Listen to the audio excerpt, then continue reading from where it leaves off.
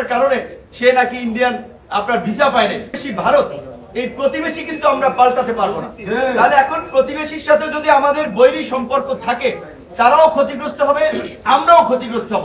তাই আমরা চাই আমাদের প্রতিবেশী রাষ্ট্র ভারতের সাথে বাংলাদেশের সরকার এবং বাংলাদেশের জনগণের একটা আন্তরিক এবং সুসম্পর্ক থাকুক।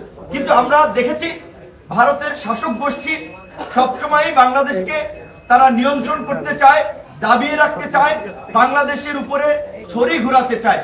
এই যে একটা আপনার আমাদেরকে অবমূল্যায়ন করা কিংবা এই যে দাদাগিরি করা, এই যে আমরা মানবো না।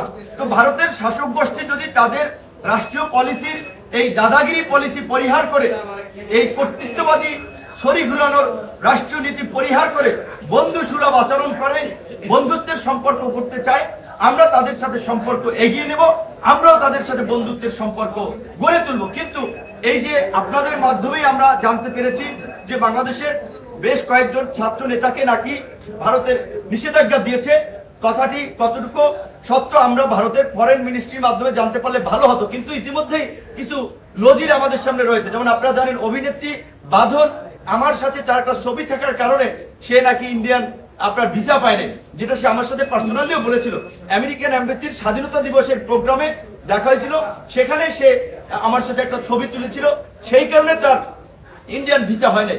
তো কেন ভাই, আমরা তো সরকারে ছিলাম না, আমরা তো মানে একেবারে ভারতের শত্রু হয়ে যাওয়ার মতো কোনো রাজনৈতিক দলও ততদিনে ছিলাম না। আমরা একটা উদীয়মান রাজনৈতিক দল, 5 বছর 6 বছরের রাজনৈতিক অগ্রযাত্রায় নিজেরা বেড়ে ওঠার চেষ্টা করছি।